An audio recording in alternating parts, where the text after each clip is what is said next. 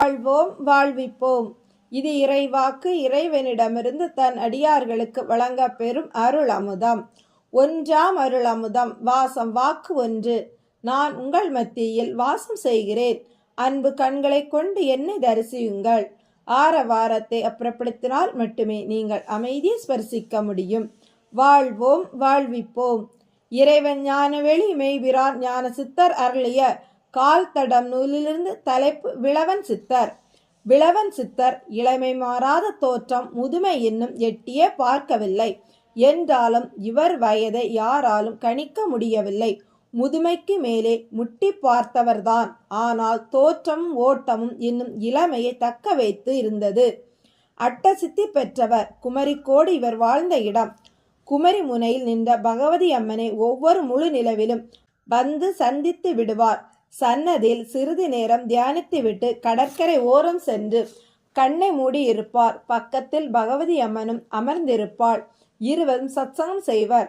இவருக்கு பூர்வ ஜன்மத்தை உணரும் தன்மை உண்டு. பகவதி அம்மன் முன் ஜன்மாவில் வன தேவதையாக இருந்ததையும் அப்போது இறையை துணையாக்க எண்ணி தவம் செய்ததையும் அந்த தவம் இன்னும் பூர்த்தியாகவில்லை, வருங்காலத்தில் உருவத்தில் வந்து இறையோடு இணைய பாக்கியம் உண்டு என்றும் இவர் கூறுவதும். பகவதி அம்மனோ, முனிவர்கள் சித்தர்கள் என்னை திருமணம் பண்ண பிரயாத்தனப்படுகிறார்கள், நான் மறுத்தும் தடுத்தும் வருகிறேன் என்றாள். இறை வருகை நிச்சயம் இந்த மண்ணில் உண்டு. அவரவர் வேண்டுதலுக்கு அருள் பாலிக்கும். இந்த அண்ட பிறப்பு பற்றிய உண்மை வெளியிடும். அது ஞான யுகமாக இருக்கும். அந்த காலமே இந்த பூமி பந்திற்கு அந்திம காலமாக மாறும் என்ற தன் கணிப்பை கூறினார். பகவதி அம்மன் கூறியதை கேட்டதிலிருந்து விளவன் சித்தருக்கு மனமே சரியில்லை. அது முதல் அவர் தன் லட்சியமே பகவதி அம்மனுக்கு உதவுவது என்று முடிவெடுத்தார்.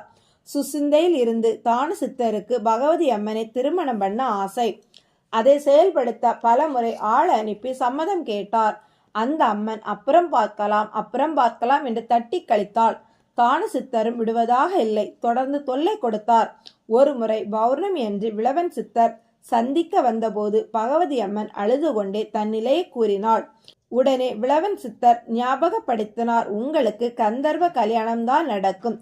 நீங்கள் பேச்சுக்கு கூட கட்டிக்கிறேன் என்று ஒத்துக்கொள்ளாதீர்கள், அது நடந்துவிடும். உங்கள் சிந்தையை மட்டும் இறை நினைவில் வைத்துக் கொள்ளுங்கள், நான் பார்த்து கொள்கிறேன் என்றார். தான சித்தரை தடுப்பது எப்படி என பகவதி அம்மன் கேட்க, இறைவன்தான் நல்ல வழி காட்ட வேண்டும் என்று சொல்லியவர் உடனேயே இறைவன் வழி காட்டிவிட்டார் என்றார். நான் ஒரு வரம் தருகிறேன், பெற்றுக்கொள்கிறீர்களா என்றார். விளவன் சித்தர் மீது அதீத நம்பிக்கை இருந்ததால் தாருங்கள் என்றாள்.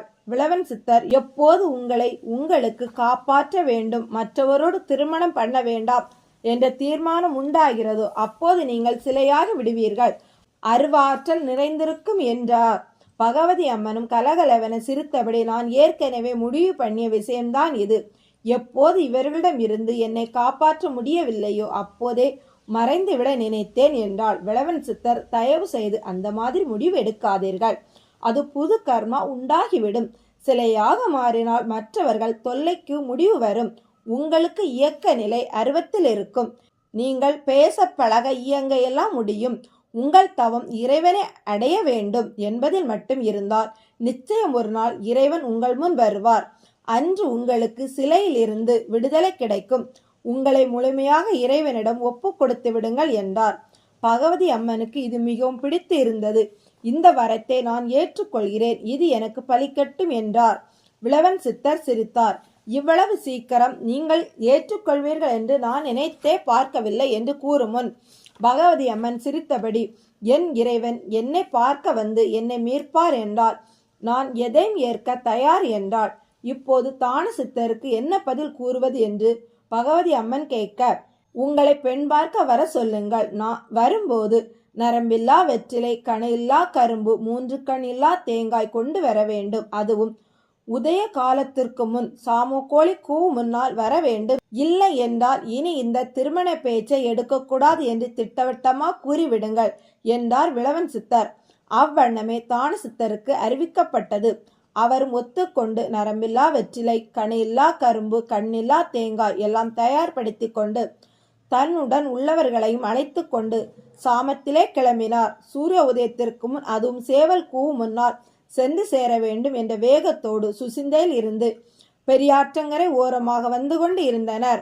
இதை விளவன் சித்தர் தன் ஞானக்கண்ணால் பார்த்து கொண்டு இருந்தார். அவருக்கு மனதில் லேசான பயம். எல்லாம் தயார் பண்ணி கிளம்பி விட்டார்கள்.